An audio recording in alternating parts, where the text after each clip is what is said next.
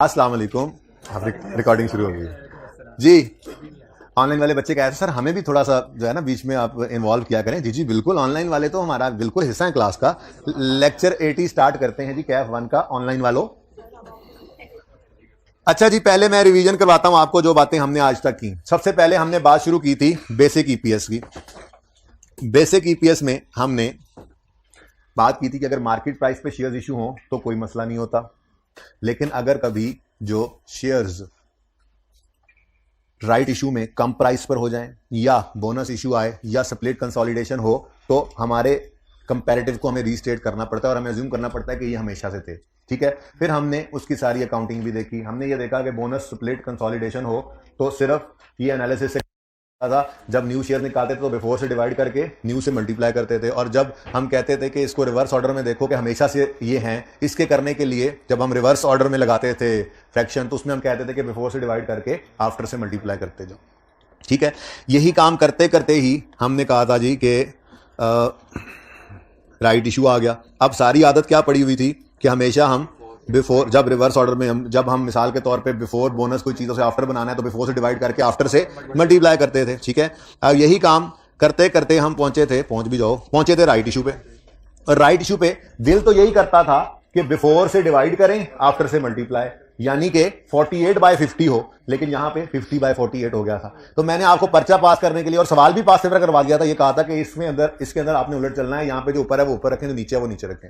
असल में bonus split consolidation में हम क्वांटिटीज से खेल रहे होते थे तो क्वांटिटीज वाला फ्रैक्शन लगता था, लेकिन राइट इशू में हम ये प्राइस वाला फ्रैक्शन लगा रहे हैं तो इसलिए ये रेसिप्रोकल हो जाता है। खैर, फिर मैंने आपको लॉजिक दी। इसमें मैंने आपको कहा कि एक लंबी सी एक्सरसाइज करके आप शेयर्स वाले मामले में यहां पर भी पहुंच सकते हैं, जिसमें हम यूं कहते हैं कि राइट इशू में जो पैसे देकर शेयर्स दिए वो तो बोनस बगैर वाले हुए ना, वो तो पैसों वाले हुए, तो उनको बिफोर बोनस पे डाल दो। और 500 शेयर्स जो हैं ये बोनस वाले, ये बोनस में आ गए और आफ्टर बोनस 12,500 हो गया। तो फिर मैंने कहा था ये सारी एक्सरसाइज करके आप अपनी पुरानी तरतीब पे पहुंच सकते हैं। आप यहां पर ये जो शेयर्स हैं बिफोर राइट इशू, इनको आफ्टर राइट इशू बनाना चाहें तो आप डिवाइड करें बिफोर से, मल्टीप्लाई करें आफ्टर से, डिवाइड करें बिफोर से, डिवाइड बाय 12,000, मल्टीप्लाई करें आफ्टर से, तो आंसर आता है 1.04 फ्रैक्शन का, यानी यहां पे 1.04 मल्टीप्लाई होना है। अब वही आंसर तो हमारे इससे भी आ रहा था। तो मैंने कहा था कि राइट इशू हो तो इतनी लंबी एक्सरसाइज मत करना, ये अपने पास से तस्वीर खींच के रख लो, कभी किसी जमाने में किसी को समझाना पड़े तो समझा देना, लेकिन पर्चे के लिए बस इतनी सी बात काफी है कि जो ऊपर है वो ऊपर रखो, जो नीचे है वो नीचे। बहरहाल लॉजिक भी हमें समझ आ गई थी। फिर यहां पर हमारी बेसिक ईपीएस हो गई थी क्लोज। फिर हमने कल बात शुरू की थी डायलूटेड ईपीएस पे। डायलूटेड ईपीएस के बारे में मैंने कहा था कि देखो ईपीएस का मतलब ये होता है कि आज सारी अर्निंग्स बांट दी जाएं तो हर शेयर को कितने मिले अर्निंग्स में से। ठीक है, वो बेसिक ईपीएस हमारी निकल आई। उसके बाद फिर हमने कहा कि हम अपने शेयर होल्डर को वर्स्ट पॉसिबल सिनेरियो बताते हैं। वर्स्ट पॉसिबल सिनेरियो में हम ये कहते हैं कि जी देखो, अगर कोई कन्वर्टेबल इंस्ट्रूमेंट्स हैं, ठीक है, और वो भी कन्वर्ट होकर ऑर्डिनरी शेयर्स में, ये ईपीएस ऑर्डिनरी शेयर होल्डर की रेशो है, ऑर्डिनरी शेयर होल्डर, और वो पैट उठाते हैं जो ऑर्डिनरी शेयर होल्डर को मिलना है, उसमें से सब खर्चे, बिजनेस के इंटरेस्ट, टैक्स, सब कुछ माइनस करके इवन इररिडीमेबल का डिविडेंड भी माइनस कर देते हैं, और फिर कहते हैं ये पैट ऐसा है जो ऑर्डिनरी शेयर होल्डर्स का है। अब इसमें से अब और कुछ नहीं निकलना, उसको डिवाइड करके ऑर्डिनरी शेयर्स पे हम ईपीएस निकालते हैं। तो ईपीएस ऑर्डिनरी शेयर होल्डर की रेशो है। ठीक है, तो उसी ऑर्डिनरी शेयर होल्डर को हम कहते हैं, ये जो कन्वर्टेबल इंस्ट्रूमेंट्स होते हैं ना, ये कन्वर्टेबल इनटू ऑर्डिनरी शेयर्स होते हैं। ये नहीं होता कि डिबेंचर प्रेफरेंस शेयर बन जाएगा, ऐसा नहीं होता। ठीक है ना, तो कन्वर्टेबल इंस्ट्रूमेंट्स होते हैं, कन्वर्टेबल इनटू ऑर्डिनरी शेयर्स। तो हम अपने फिर शेयर होल्डर को कहते हैं, ऑर्डिनरी शेयर होल्डर को, कि तुम्हारी बेसिक ईपीएस तो ये है 10 पर शेयर, यानी अगर आज सारी अर्निंग्स कंपनी बांटे तो हर शेयर को कितना मिलेगा, 10। लेकिन वो जो कन्वर्टेबल नहीं है, वो भी अगर कन्वर्ट करवा के आ जाए ना, तो मैक्सिमम कमी क्या हो सकती है, 8.9 पर शेयर तक, फिर भी हर शेयर को मिलेगा। इवन वो लोग भी आ जाए जिन्होंने कन्वर्ट करवाने अभी कन्वर्ट करवाए हुए नहीं है, ऑर्डिनरी शेयर्स में हैं, नहीं पड़े हुए, हो सकता है कि ऑर्डिनरी शेयर में कन्वर्ट करा रहे, तो हम उनको भी कंसिडर करके आपको बता रहे हैं वर्स्ट पॉसिबल सिनेरियो क्या है, 8.9 तक आपकी ईपीएस गिर जाए। इसमें फिर हमने तरीका क्या इख्तियार किया था, हमने तरीका यह इख्तियार किया था कि डिनोमिनेटर में हम ऐड करते हैं वो शेयर्स जो बन सकते हैं, यानी कि कन्वर्टेबल इंस्ट्रूमेंट अगर कन्वर्ट हो तो कितने शेयर्स बन जाएं जी, 600। ये पहली एग्जांपल थी, ऐसे ही मैंने अज्यूम किया था। ठीक है ना, 600 शेयर्स बन जाए, और ये डिबेंचर्स पे पहले इंटरेस्ट दे रहे थे, अगर ये शेयर्स बन जाएंगे तो वो इंटरेस्ट पे नहीं होगा। उसको मैंने बड़ी लंबी तफसील से समझाया था कि वो इंटरेस्ट सेविंग को नेट ऑफ टैक्स करना, 60 की इंटरेस्ट सेविंग, फिर 10 का ऊपर टैक्स पड़ना है, तो अल्टीमेटली 50 की सेविंग है ना। हाँ, एक बार बस एग्जांपल में देख लिया, तब जिंदगी में ये नहीं बार बार देखते रहना, बस इतना याद रखना है कि इंटरेस्ट सेविंग जो मिलनी है conversion of debentures into shares होने पर इंटरेस्ट बचेगा ना, वो इंटरेस्ट सेविंग को आपने हमेशा क्या करना है, नेट ऑफ टैक्स कर देना। तो फिर ये दो चीजें आई थी, डिनोमिनेटर में नंबर ऑफ शेयर्स बढ़े थे, जो कन्वर्जन के बाद शेयर्स बन जाने हैं, इंस्ट्रूमेंट जो कन्वर्टेबल है वो जब कन्वर्ट हो जाए ऑर्डिनरी शेयर में तो शेयर्स इतने बनेंगे, और उसकी वजह से जब वो डिवेंचर नहीं रहा तो फिर इंटरेस्ट भी नहीं पे होना, शेयर होल्डर इंटरेस्ट नहीं ना देते, तो अगर वो डिवेंचर नहीं रहा तो फिर उसका इंटरेस्ट भी पे नहीं होगा, तो उस इंटरेस्ट की सेविंग को नेट ऑफ टैक्स करके इंटरेस्ट सेव होना है, प्रॉफिट में बढ़ना है, तो ऊपर हमने इसको ऐड कर दिया था। यानी कि डायलूटेड ईपीएस निकालते हुए न्यूमरेटर और डिनोमिनेटर दोनों में फिगर्स ऐड होती हैं, ठीक है, तो डायलूटेड ईपीएस निकल आए। फिर हमने तीन तरह की चीजें देखी थी, ठीक है, कि कन्वर्टेबल इंस्ट्रूमेंट्स तीन तरह के हो सकते हैं, या वो कन्वर्टेबल डिवेंचर्स होते हैं, जिसको हम डिवेंचर्स को हम बॉन्ड्स भी कहते हैं, टर्म फाइनेंस सर्टिफिकेट्स भी कहते हैं, लोन नोट्स भी कहते हैं, ये सब के सब एक ही तरह का ट्रीटमेंट रखते हैं। वैसे तो ट्रीटमेंट प्रेफरेंस शेयर कैपिटल का भी रिडीमल वाले का वही होता है, लेकिन एक टैक्स का थोड़ा सा फर्क है जो मैं आज आपको समझाने लगा हूं। तो ये बात मैंने अब शुरू से शुरू की है, कल वाली बात से, बल्कि उससे भी पहले की रिवीजन करा के अभी कल वाला हम पहले पढ़ने लगे, ठीक है। अच्छा, अब कल हमने कन्वर्टेबल डिवेंचर्स की बात कर ली थी, उसमें एक सवाल किताब में था, एक सवाल मैंने साथ ही बना दिया था, ये देखें नंबर 8 हमने किया, हमने कहा जी पीवीटी है, पैट कर लिया, ये पैट है जो ऑर्डिनरी शेयर होल्डर्स को एट्रीब्यूटेबल होता है, ठीक है ना। फिर टैक्स रेट 30% था, ऑर्डिनरी शेयर्स 50,000 हैं, ठीक हो गया।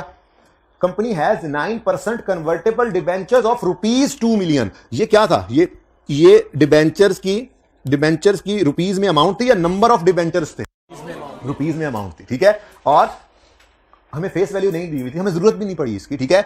हमें दो चीजें चाहिए होंगी अब, एक इसके ऊपर जो अगर ये कन्वर्ट हो जाए तो इसके ऊपर जो इंटरेस्ट सेव होना है वो, दूसरा कन्वर्ट होकर जितने शेयर्स बनने हैं वो, ठीक है। अब सिखाया था आपको कि डिबेंचर की जो फेस वैल्यू होती है उस पर ये इंटरेस्ट रेट लग के इंटरेस्ट एक्सपेंस निकलता है।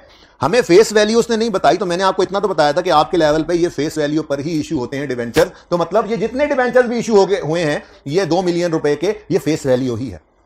तो हमने स्टेप 1 में क्या कहा था, इस 2 मिलियन पे 9% इंटरेस्ट जो बनता है गालिबन 1,80,000 था, ऐसे ही है, कैलकुलेटर हाथ में रख लो, बातें कर रहा हूं मैं जी। तो 2 मिलियन पर 9% इंटरेस्ट जो है वो 1,80,000 बनता है। अगर ये डिबेंचर्स कन्वर्ट हो जाए ऑर्डिनरी शेयर्स में तो 1,80,000 का इंटरेस्ट हमें पे नहीं करना पड़ेगा। ये वो इंटरेस्ट सेविंग है जो न्यूमरेटर में ऐड होनी है, लेकिन इसको हमने क्या करना है, नेट ऑफ टैक्स, ठीक है। अगली बात कन्वर्जन सवाल में गिवन होगी। कन्वर्जन क्या बता रहे हैं, इन्वेस्टर के पास ऑप्शन है कैश ले ले या 10 शेयर्स ले पर ₹1000 ऑफ डिवेंचर। तो हमने कहा था इसका मतलब ₹2 मिलियन को डिवाइड करेंगे ₹1000 से इंटू 10 करेंगे तो नंबर ऑफ शेयर्स निकल आएंगे कि ये डिवेंचर्स अगर कन्वर्ट हो तो कन्वर्ट होकर कितने नंबर ऑफ शेयर्स बनेंगे, ठीक है। तो ये हमारा क्वेश्चन 8 निकला था, ठीक है। पहला स्टेप हमेशा से बेसिक ईपीएस, फिर हमने कहा बेसिक ईपीएस का न्यूमरेटर डिनोमिनेटर लिखकर अब डायल्यूशन वाले का इंपैक्ट डालना है न्यूमरेटर में भी डिनोमिनेटर में भी। बेसिक ईपीएस हमेशा पहला स्टेप, ठीक है। अब हमने कहा जी 2 मिलियन का 9%, लेकिन नेट ऑफ टैक्स 1,26,000 हमें इंटरेस्ट सेविंग होगी, न्यूमरेटर में ऐड कर दो, और 2 मिलियन रुपए के डिवेंचर्स हैं, डिवाइड बाय 1000 इंटू 10, 20,000 शेयर्स में कन्वर्ट हो जाएंगे, ठीक है। जब कन्वर्ट होगा तो इंटरेस्ट सेविंग मिलेगी ना।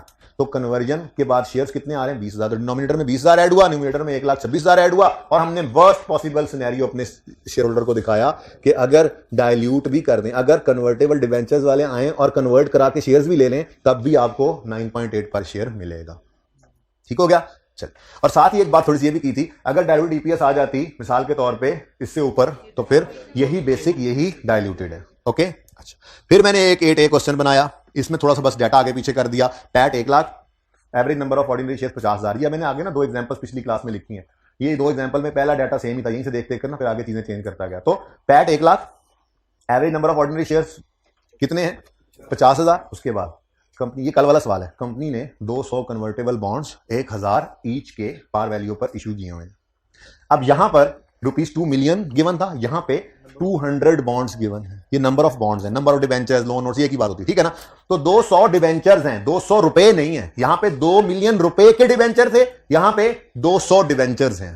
फिर साथ उन्होंने फेस वैल्यू बताई 1000 ईच, ठीक हो गया। अगली बात, इंटरेस्ट कितना है, 3% पर एनम। अब मैंने आपको यह बताया था कि रुपीस, देखो बैंक से जो लोन लिया जाता है इंटरेस्ट उस अमाउंट पे दिया जाता है ना। अब जो ये बैंक से नहीं लिया, लोगों से अगर लोन लिया डिवेंचर्स इशू करके, तो लोन क्या 200 रुपए लिया है, नहीं, 200 रुपए इंटू 1000 कितना, 2 लाख रुपए का लोन लिया। तो इंटरेस्ट अगर निकालना है तो 200 पर नहीं, 1000 पर नहीं, बल्कि 200 इंटू 1000 इंटू 3% करना है। ठीक हो गया। और अगली बात, each bond is convertible into 100 ordinary shares. अब ये बहुत आसान हो गया, बॉन्ड्स 200 पड़े हैं, हर बॉन्ड पकड़ाते जाएंगे, हम उनको 100 शेयर्स ऑर्डिनरी देते जाएंगे, ठीक है ना। तो फिर अल्टीमेटली 200 बॉन्ड्स के बदले में हम उनको जब 100 शेयर्स देंगे तो ये कितने 20,000 ऑर्डिनरी शेयर्स उनको चले जाएंगे। तो डिनोमिनेटर में 20,000 का इंक्रीज आना है अगर ये कन्वर्ट हो जाए तो, और न्यूमिनेटर में देखते हैं, कैलकुलेशन की हुई है, नेट ऑफ टैक्स करेंगे, ठीक है। तो हमने 8B किया था, 8A सॉरी किया था। इसमें step 1 basic EPS ₹2 per share, step 2 basic EPS लिखकर अब डायल्यूशन वाले का इंपैक्ट यानी कन्वर्टेबल इंस्ट्रूमेंट का इंपैक्ट डालेंगे न्यूमिनेटर में, न्यूमिनेटर को ऐड करेंगे, बेसिक के न्यूमिनेटर में इस कन्वर्टेबल के न्यूमिनेटर को इंपैक्ट को ऐड करेंगे, और बेसिक के डिनोमिनेटर में इस कन्वर्टेबल के कन्वर्ट होने पर डिनोमिनेटर में जो असर आना है वो ऐड कर देंगे। ये काम हमने किया। तो डायल्यूट ईपीएस कितनी आ गई 1.5%, ठीक है। यहां तक को मसला। अच्छा, अब मैंने आपसे कहा था जैसे डिबेंचर, ये तो सब एक जैसे हो गए ना, debenture, bond, TFC, loan note, ये तो सेम हो गए, ठीक है। प्रेफरेंस शेयर्स की भी अकाउंटिंग सारी सेम है, सिवाय इसके कि उसको नेट ऑफ टैक्स करने से पहले मैंने कहा था सवाल में देखना है। अब ये बात भी सवाल से ही समझते हैं। मैं आपको तस्वीर खिंचवा दूंगा, ठीक है। मैंने यहां से पहले 8A 8B सवाल की तस्वीर खींची ली होगी कल, फिर उसके इन दोनों के सोल्यूशन ले लेना बाद में पहले डिस्कशन हो जाए। इसी तरह मैंने 8B और 8C क्वेश्चन अभी थोड़ी देर पहले पिछली क्लास में लिखे थे, इनका सोल्यूशन यहां पे करता हूं। तो ये क्वेश्चंस और फिर ये सोल्यूशन पिक्चर ले लेना बाद में, फिलहाल सिर्फ समझो, ठीक है। एक ऑप्शन भी जबानी हो गया था ना, एक उसका सवाल है और एक प्रेफरेंस शेयर्स का सवाल है, ठीक है। लेकिन ये सब इंडिविजुअल चल रहे हैं, यानी इस तरह ज्यूम कर रहे हैं कि एक कंपनी के पास एक वक्त में या डिबेंचर है या प्रेफरेंस शेयर है या ऑप्शन है। लेकिन आज जो सवाल करेंगे एग्जाम लेवल का, उसमें ये तीनों चारों इकट्ठे हो जाएंगे, मल्टीपल कन्वर्टेबल इंस्ट्रूमेंट्स आएंगे, तो उसको डील करना सीखना है। लेकिन उसके लिए जरूरी क्या है, अलग अलग ये बात क्लियर होगी तो फिर वहां पे सिर्फ फॉर्मेट समझोगे, और अगर वहां पर ये अलग अलग वाला समझ नहीं होगा ना, तो फॉर्मेट समझने की बजाय ये समझ रहोगे कि हो क्या रहा है हमारे साथ, ठीक है। इसलिए मैं जरा दोबारा से तकरीबन आधा पौना घंटा कल वाली बात पे लगाता चला गया। खैर, प्रेफरेंस शेयर्स का सवाल वही PAT 1 lakh, average shares 50,000, basic EPS से मुझे कोई मसला नहीं था, बेसिक ईपीएस निकल आएगी।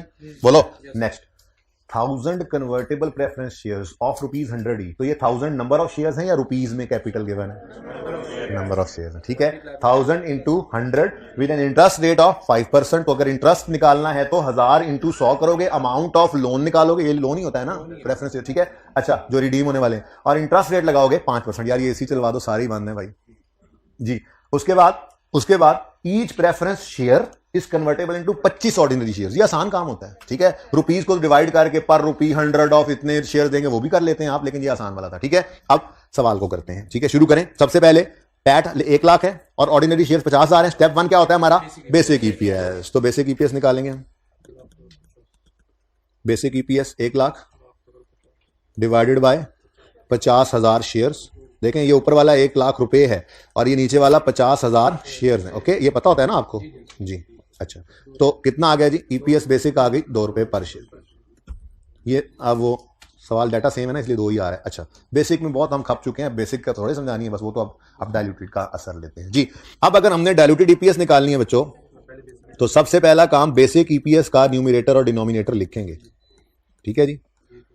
तो 1 लाख रुपया भी लिख लिया हमने और डिवाइडेड बाय 50,000 जो है वो भी हमने लिख लिया। अब न्यूमिनेटर में कन्वर्जन के कन्वर्टेबल इंस्ट्रूमेंट के कन्वर्ट होने पर जो असर पड़ना है वो ऐड करेंगे, और होना दोनों ऐड है हमेशा, माइनस कुछ नहीं होता, ठीक है। और डिनोमिनेटर में कन्वर्टेबल की वजह से जो शेयर्स में असर पड़ना है वो हम डिनोमिनेटर में ऐड कर देंगे। इसके लिए हमने वर्किंग्स की थी, ठीक है जी। तो वर्किंग 1 और वर्किंग 2 हम कर लेते हैं जी। हाँ जी, सबसे पहले चीज चलो इंटरेस्ट ही निकाल लेते हैं। वर्किंग 1 जी बच्चों, अगर ये कन्वर्टेबल प्रेफरेंस शेयर्स कन्वर्ट हो गए तो मैं इंटरेस्ट रेट की बजाय ना लफ्ज वो लिखता हूं, पिछली क्लास में तो ध्यान में नहीं रहा, dividend rate with an interest rate, नहीं with a dividend rate, with a dividend rate of, वो इसका डिविडेंड होता है इंटरेस्ट ही है, ठीक है ना, ये हमने बताया था, ठीक है। पर्चे में ऐसे इंटरेस्ट नहीं लिखा होना, डिविडेंड लिखा होना तो आप कहोगे वो इंटरेस्ट तो गिवन नहीं, क्या करें, तो इसका डिविडेंड ही होता है इंटरेस्ट जैसा, ओके। नाम डिविडेंड ही होता है उसका, नाम डिविडेंड होता है। अच्छा, अब 1000 कन्वर्टेबल प्रेफरेंस शेयर्स हैं, हर एक की कीमत ₹100 है। तो इसका मतलब टोटल प्रेफरेंस शेयर कैपिटल जो है वो रुपीज में निकालना हो तो 1000 शेयर्स इंटू ₹100 ईच, तो कितना बना, 1 लाख रुपए का लोन ले रखा है लोगों से, नाम रखा हुआ उसका प्रेफरेंस शेयर्स रिडीम होने वाले, ऐसे ही है 1000 इंटू 100 यही बनता है 1 लाख। अब ये 1 लाख का लोन है, इस पर 5% डिविडेंड यानी इंटरेस्ट वो पे करना है, तो इंटू 5%, ठहर जाओ, इंटू 5%, इसका आंसर आता है 5,000। अच्छा, अब अगली बात, टैक्स रेट सवाल में गिवन है 30%, लेकिन इधर देखो, इधर देखना जरा, मल्टीप्लाइड बाय 70% करना है या नहीं करना है, ये डिपेंड किया करेगा क्वेश्चन पे। अब अगर ये इस तरह से ना, ये उसूल अभी अगले सवाल में भी दोबारा लिखवा दूंगा, अगर अभी लिखना तो अभी लिख लोगे, ठीक है। लेकिन देखो, पैडल तो डाल लो ना, साइकिल बाद में बीच में फिट करा लेंगे, मतलब ये उसूल तो लिख लो ना, सवाल बाद में जो भी करोगे उसमें भी स्टार लगा देना। उसूल लिखो, उसूल लिखो। रिडीमेबल प्रेफरेंस शेयर के डिविडेंड को, रिडीमेबल प्रेफरेंस शेयर्स के डिविडेंड को नेट ऑफ टैक्स सिर्फ उस सूरत में करना है, रिडीमेबल प्रेफरेंस डिविडेंड के, रिडीमेबल प्रेफरेंस शेयर्स के डिविडेंड को, रिडीमेबल प्रेफरेंस शेयर्स के डिविडेंड को नेट ऑफ टैक्स सिर्फ उस सूरत में करेंगे, नेट ऑफ टैक्स सिर्फ उस सूरत में करेंगे अगर, अगर सवाल में यह लिखा हो, अगर सवाल में यह लिखा हो कि प्रेफरेंस डिविडेंड, के preference dividend allowable tax deduction है, कि preference dividend allowable tax deduction है।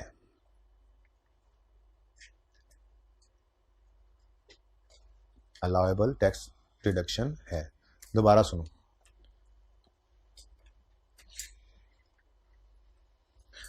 क्या लिखा है, रिडीमेबल प्रेफरेंस शेयर्स के डिविडेंड को नेट ऑफ टैक्स सिर्फ उस सूरत में करेंगे अगर सवाल में यह लिखा हो कि preference dividend allowable tax deduction है, ठीक है। ये असल में ना, इंटरेस्ट तो बाय डिफॉल्ट अलाउएबल होता है टैक्स डिडक्शन, लेकिन प्रेफरेंस डिविडेंड ना कभी टैक्स वाले अलाउएबल करते हैं, कभी नहीं करते। अब लंबी सोच में ना पड़े, वैसे तो ये फाइनल में जाकर ज्यादा अच्छी बात समझ आएगी, फिर भी मैं अपने हिसाब का रट्टा तो लगवा ही दिया ना आपको, ये लिखवा के, ठीक है।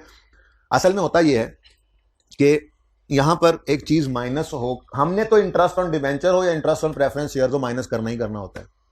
लेकिन अब आप माशाल्लाह चलें, आपने IAS 12 नहीं पढ़ा हुआ, लेकिन आपने टैक्स तो पढ़ लिया है, ठीक है। क्या कौन सा है, 3 है, 2 है, टैक्स तो पढ़ रहे हैं ना, ठीक है। अब उस टैक्स में आपने इनकम फ्रॉम बिजनेस तो देख लिया है, उसमें आपने देखा कि जो अकाउंटिंग वाले प्रॉफिट निकालते हैं, टैक्स वाले कहते हैं अरे इसमें से तुमने जो डिडक्शन माइनस किया है वो तो हमें पसंद ही नहीं है, चलो उसको ऐड बैक करो, हम तुम्हें अपनी डिडक्शन बताएंगे।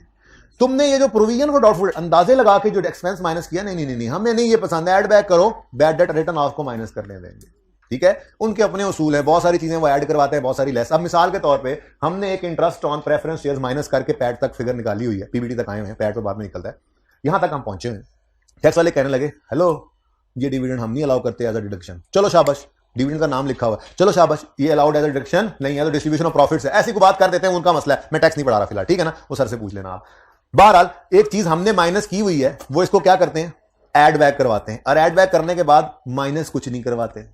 तो ये है एक ऐसी डिडक्शन जो अलाउड नहीं है एज टैक्स डिडक्शन, ठीक है ना। तो जब ये अलाउड नहीं है तो इस पर टैक्स का इंपैक्ट भी हमने नहीं लेना था। लेकिन ये बहुत लंबी कहानी हो गई, सादा सी बात सिर्फ इतनी सी याद रखनी है कि अगर प्रेफरेंस शेयर्स हो और उनका डिविडेंड हो तो सवाल अगर ये लफ्ज लिख दे कि ये अलाउएबल टैक्स डिडक्शन है तो हम नेट ऑफ टैक्स करेंगे, और अगर सवाल खामोश हो, खुद कह दे कि not allowed as tax deduction है, फिर तो नहीं करना, लेकिन सवाल खामोश भी हो तो हमने क्या करना है, इसको नेट ऑफ टैक्स नहीं करना, इसको नेट ऑफ टैक्स नहीं करना, यानी कि सिर्फ एक्सप्रेसली कहने की सूरत में सिर्फ हमने उसको नेट ऑफ टैक्स करना है, वरना नहीं। तो सादा बात क्या है, सादा बात क्या है, प्रेफरेंस डिविडेंड होगा, रिडीमेबल ये प्रेफरेंस शेयर्स का डिविडेंड होगा, तो उसको हमने जब न्यूमरेटर में ऐड करना है उसको नेट ऑफ टैक्स सिर्फ तब करेंगे जब वो लिख दे कि ये अलाउएबल टैक्स डिडक्शन है, दैट्स ऑल। ये देखो ऊपर देखो, देखो बगैर कुछ कहे 70% किया था, 70% किया था, 70% किया है। क्यों? क्योंकि मेरा सवाल ये है, इसमें तो कहीं नहीं लिखा हुआ कि अलाउएबल टैक्स डिडक्शन है, तो खामोश है, तो फिर हमने इसको नेट ऑफ टैक्स, ये सिर्फ मैंने इसलिए यहां पर ना इस लिस्ट में भी अलग रखा था, वरना तो सारी कैलकुलेशन सेम है, जैसे इसकी कैलकुलेशन थी बिल्कुल वैसे ही है। सिर्फ छोटा सा फर्क ये है कि टैक्स रेट से नेट ऑफ टैक्स करना है या नहीं करना, ये सवाल से पूछ के, सवाल से देख के किया करें, ठीक है ना। इसलिए बस इसको मैंने अलग नाम दिया, वरना ये उसी लिस्ट में ही आ रहा था। ये भी लोन ही होता है, like debenture, bond, TFC, loan note, ये भी बिल्कुल वैसा ही है, ठीक है। अलग सिर्फ इसलिए रख दिया कि ये छोटी सी एक इसमें छोटी सी बात है ध्यान रखने वाली। अच्छा जी, कहां थे हम, यहां थे हम जी। तो बताएं जी, इंटरेस्ट सेविंग कितनी मिली फिर, बोले 5,000, ये 5000 न्यूमरेटर में ऐड हो जाएगा, बोलो 5000 न्यूमरेटर में ऐड हो गया। उसके बाद अब हम निकालेंगे वो शेयर्स जो कन्वर्ट होने के बाद बन जाने हैं इन डिवेंचर, इन प्रेफरेंस शेयर्स ने कन्वर्ट होकर जितने शेयर्स बनने हैं। तो उन्होंने कहा जी each preference share is convertible into 25 ordinary share. अब कितने कन्वर्टेबल शेयर्स हैं हमारे पास? प्रेफरेंस शेयर्स 1000 है, हर एक के बदले 25 देना, तो 1000 इंटू 25 करो, सिंपल, बहुत आसान है। तो 1000 प्रेफरेंस शेयर्स हैं, हर एक के बदले हमने 25 ऑर्डिनरी शेयर्स देने हैं, तो 25,000 ऑर्डिनरी शेयर्स में ये कन्वर्ट हो जाएंगे, ऑर्डिनरी शेयर्स। ठीक है जी, तो डिवाइड कर दोगे, डिवाइड वाले डिनोमिनेटर में ऐड कर दोगे 25,000 को। ठीक हो गया जी, और डाइल्यूटेड ईपीएस आपकी आ जाएगी ₹1.4 पर शेयर। ठीक है, तो ये समझो कल वाले की ही रिवीजन की हमने। ठीक है, बस फर्क सिर्फ क्या पड़ गया, इधर देखो, नेट ऑफ टैक्स किया इंटरेस्ट सेविंग को, डिवेंचर था, इधर क्या था, बॉन्ड आ गया, लोन नोट, टीएफसी, ये की बात है। इनकी इंटरेस्ट सेविंग को नेट ऑफ टैक्स किया, लेकिन प्रेफरेंस शेयर की इंटरेस्ट सेविंग को, डिविडेंड जिसको नाम दिया हुआ था, उसको नेट ऑफ टैक्स नहीं किया, क्योंकि सवाल ने ये नहीं कहा था कि अलाउएबल टैक्स डिडक्शन। अगर सवाल कह देता ये अलाउएबल टैक्स डिडक्शन है, तो फिर हम इसको भी 70% से मल्टीप्लाई कर देते। ओके, इससे ज्यादा बात नहीं समझा सकता, बस इतनी ही याद रख लो। ओके, सही हो गया। उसके बाद तीसरी चीज जो रह गई है वो क्या है, शेयर ऑप्शन।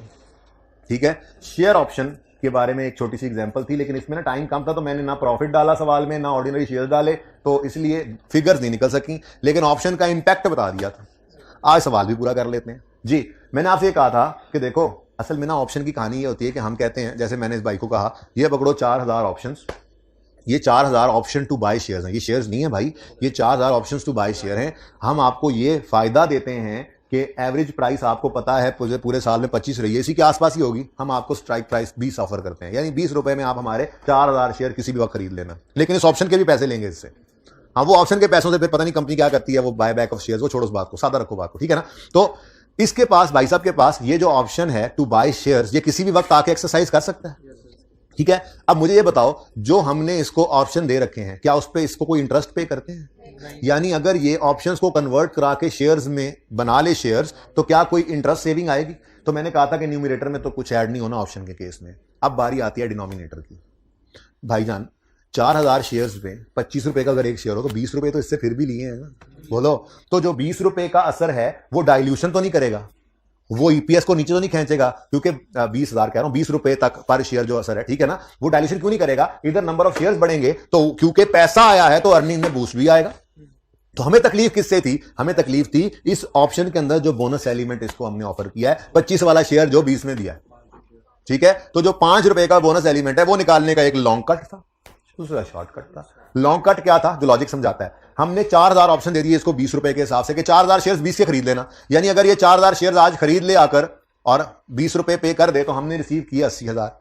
लेकिन अगर यही रुपए 80,000 मार्केट प्राइस पर शेयर इशू करके कमाए होते, तो हमें 4000 शेयर्स नहीं, 3200 शेयर्स के अंदर भी हमें ये पैसे मिल जाने थे। इसका मतलब हमने 3200 शेयर इशू करके जो 80,000 लेना था, वो 4000 शेयर इशू करके 80,000 लिया है, तो 800 शेयर समझो हमने मुफ्त बांटे। ठीक है, तो ये 800 शेयर हमने ऐसे निकाले थे। शॉर्टकट क्या है? जो ऑप्शन, जितने नंबर ऑफ ऑप्शंस हैं उनको डिवाइड करो मार्केट प्राइस से और बोनस एलिमेंट से मल्टीप्लाई कर दो, आपका वही 800 आ जाए। ठीक है, और सही है। अभी तक कल वाली रिवीजन चल रही है। ठीक है, अब आ जाओ एक पूरा सवाल कर लेते हैं। कहीं ऑप्शन वाला सवाल तो नहीं था होमवर्क में, वो क्वेश्चन 39 और 40 में से? चलो खैर, अभी देखता हूं, इसके बाद हो सकता है आपको समझ ही आ जाए उन बातों की जो मसले आ रहे थे। खैर, आने चाहिए वैसे, अगर कोई मसला वैसे को और बारीक मसला ना हुआ तो मसले मसाइल हल हो जाएंगे इंशाल्लाह। क्वेश्चन है जी 8C आ गया, वो 8 से कहानी चली थी, 8A किया मैंने, उसी को थोड़ा सा और प्रैक्टिस कराया। 8B जो है वो प्रेफरेंस शेयर्स आ गए, प्रेफरेंस शेयर्स, ठीक है, और 8C में ऑप्शन आ गए, कहानी पूरी हो जानी है यहीं पे। ये अगली बार आप किताब में डालूंगा, ये तो भी इस दफा ऐसे लिखे जी। पैट 1 लाख, आप पिक्चर से गुजारा चलाएंगे ना, फिर लिख लेंगे अपने यहाँ पर, किताबों के ऊपर भी शायद जगह हो, एंड पे सफा हो, उसके ऊपर सवाल लिख लेना 8A, B, C। ठीक है, अच्छा, पैट 1 लाख, उसी तरह से वेटेड नंबर ऑफ शेयर्स 50,000। अब 3000 शेयर ऑप्शंस हैं, each convertible into 1 ordinary share, यानी 3000 शेयर ही बनेंगे। खैर, हमें से क्या एक्सरसाइज, हमें तो इसमें से बोनस एलिमेंट चाहिए। एक्सरसाइज प्राइस 30 है और एवरेज मार्केट प्राइस पूरे साल में 40 है, टैक्स रेट 30% है, compute basic and diluted EPS. चलो भाई बिस्मिल्लाह करो जी। बेसिक ईपीएस तो अब आपको याद होगी ये, इसलिए मैंने ना सेम रखा है इन सवालों में। मैं भी दोबारा ना सोचूं कितना प्रॉफिट हो, ठीक है, और आप भी दोबारा ना सोचेंगे क्या आंसर आना है जी। ₹100,000 डिवाइडेड बाय 50,000 शेयर्स जी, is equal to ₹2 per share. ये तो आ गई हमारी बेसिक ईपीएस। अब ये ना इंडिविजुअल है, असल में ये क्वेश्चन इंडिविजुअली कहते हैं कि ऑर्डिनरी शेयर्स हैं और डिवेंचर्स हैं, बस कन्वर्टेबल। फिर अगला सवाल आता है ऑर्डिनरी शेयर्स हैं और बॉन्ड्स पड़े हैं, बस खत्म। तीसरा सवाल ऑर्डिनरी शेयर्स हैं साथ में सिर्फ एक कन्वर्टेबल प्रेफरेंस शेयर्स है, सवाल खत्म। फिर ऑर्डिनरी शेयर्स हैं और सिर्फ एक बॉन्ड्स ये शेयर ऑप्शंस। तो ये इंडिविजुअल है। अभी जब ये सब कुछ अलग अलग समझ आ गया है ना इंशाल्लाह, तो अभी हम इकट्ठा करेंगे इसको सवाल में, तो अच्छा खासा वहां पे हमें काम करना पड़ेगा, देखना पड़ेगा, ठीक है जी। बेसिक ईपीएस आ गई, अब डाइल्यूटेड ईपीएस की तरफ जाते हैं। डाइल्यूटेड ईपीएस में बेसिक वाला न्यूमरेटर और डिनोमिनेटर पहले लिख लेंगे, इसी में ही न्यूमरेटर का असर ऐड करेंगे, डिनोमिनेटर में भी डिनोमिनेटर का असर ऐड करेंगे। इसके लिए आपको पता है हम 2 वर्किंग्स कर रहे हैं कल से, ठीक है जी। वर्किंग 1 में हम लेते हैं इंटरेस्ट सेविंग, तो वर्किंग 1 में कोई इंटरेस्ट सेविंग नहीं है क्योंकि ऑप्शन में कोई इंटरेस्ट सेव होता ही नहीं है, तो वर्किंग 1 खाली रह गई, ठीक है। वर्किंग 2 में आए, इधर यूं लिख देते हैं no interest saving, because option पे हम कोई इंटरेस्ट पे नहीं करते। नेक्स्ट वर्किंग 2 में आए, अब ऑप्शंस बेशक कितने हैं वैसे, ऑप्शन बेशक 3000 शेयर्स के, हमें 3000 शेयर से लेना देना नहीं है। 3000 शेयर्स पैसों के दिए, कुछ कम पैसों पे दिए, तो जो बोनस एलिमेंट है वो निकालना है, तो उसका शॉर्टकट अब निकालना हुआ है। अब नहीं कि आप बैठे हो पहले लॉन्ग कट करें। ये 3000 ऑप्शन है, डिवाइड करो इन्हें मार्केट प्राइस से 40, और हमने 30 का इशू किया है, कहीं 30 ना लिख देना। हाँ, हमने मुफ्त कितने के शेयर दिए, समझो 10 रुपए के, तो 750 शेयर्स जो हैं वो मुफ्त में बटे हैं, ये डिनोमिनेटर में आ जाएंगे, और हमारी डाइल्यूटेड ईपीएस आ जाएगी 1.2 तो नहीं हो सकती, 1.97। ओह बस 97 ही लिख दो, फिर इसको 98 ना करना, 9 को राउंड करोगे तो 2 हो जाएगी ना, नजर नहीं आएगा फर्क, और कोई नहीं फर्क नजर आना चाहिए ना, डाइल्यूशन हुई है, ठीक है जी, क्लियर है।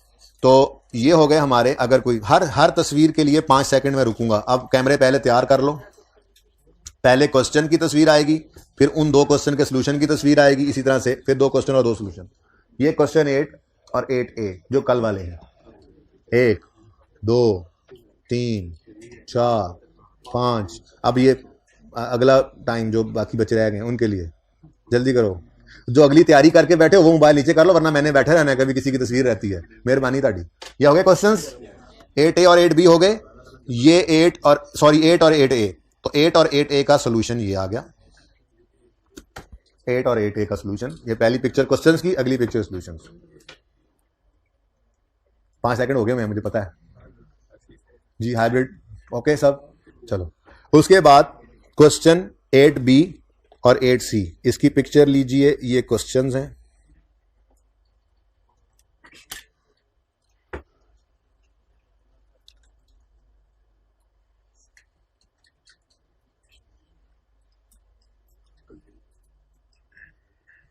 जी। उसके बाद डन भाई, एंड वाले भाई, आखिरी रो वाले भाई डन। अच्छा, अब इसका सोल्यूशन है ये दोनों 8B और 8C।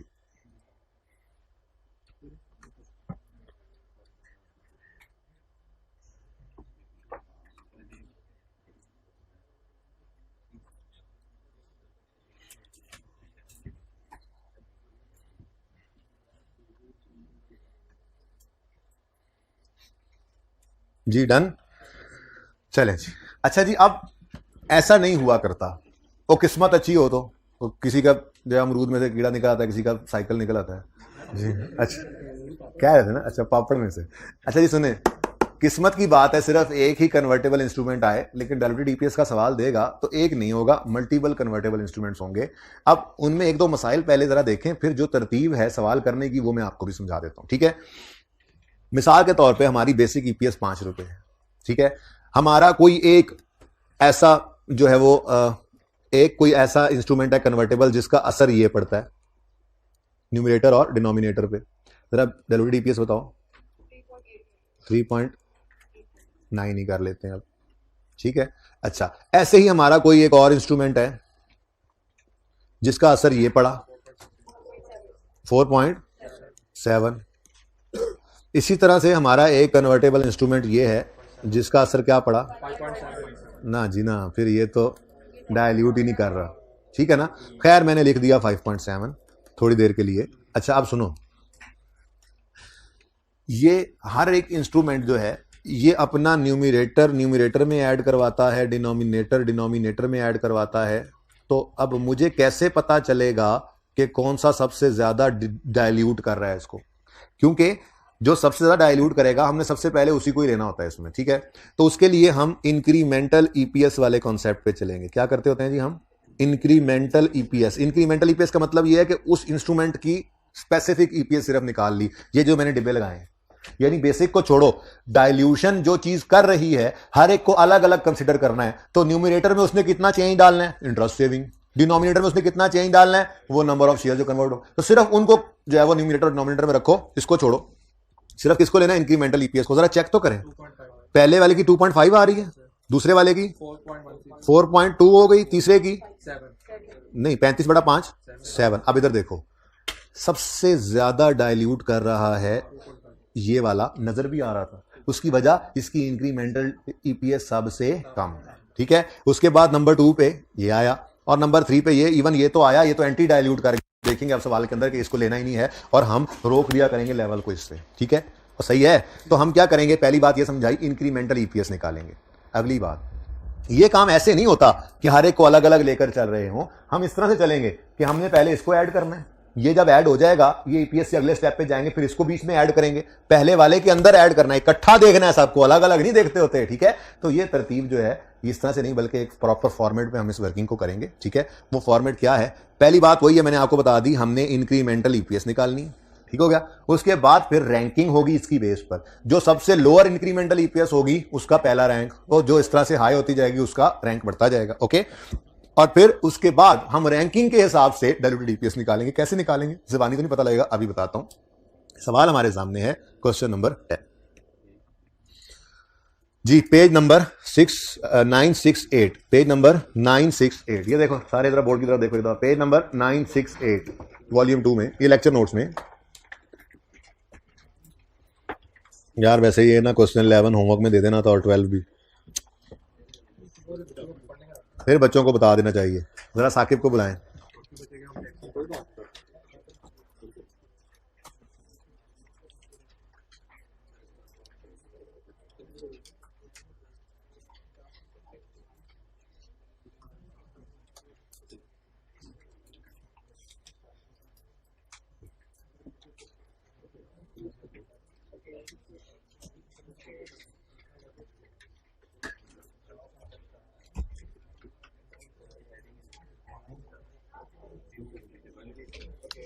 साकिब खान, ये क्वेश्चन नंबर 11 पेज नंबर ध्यान से बताना। वो पता है क्या हुआ है? कल पास पेपर 5 मैंने क्लास में डिस्कस कर दिया आज, लेकिन सिर्फ इस तरह से किया है कि वो दोबारा होमवर्क में करें। उसकी वजह यह है कि पास पेपर 5 जब आपने बताया था तो वो वॉल्यूम 2 में ईपीएस के चैप्टर में पास पेपर 5 ढूंढते रहे, हालांकि उसमें तो एक ही है। जबकि वो IAS 8 के चैप्टर का था, तो वो पिक्चर जो है ना, पिक्चर वो आप देख लें ताकि आपको पता हो कहाँ वैसे पिक्चर बनाई थी। ये इसकी पिक्चर ले लो भाई, ये पास पेपर 5 चांद limited IAS 8 page 407 of volume 1 है, ठीक है ना। ये वैसे मैंने उनको आज बता दिया, आप पिक्चर रहने दो, ये आज बता दिया। आज जो बताना है ना ध्यान से, वो ये बताना है, ये पिछली क्लास में फिर मैं भूल गया हूँ। क्वेश्चन 11 पेज 968 पे लेक्चर नोट्स में, और क्वेश्चन 12 ये उससे अगले सफे पे पेज 969 पे। ये इसी वॉल्यूम 2 के लेक्चर नोट्स में जहां क्वेश्चन 10 किया है ना, उससे आगे 11 और 12 ट्राई तो करें ना, जरा घूम फिर के तो आए। ऐसे खुश होकर चले गए थे पिछली क्लास में बच्चे के, हमें तो सब आ गए।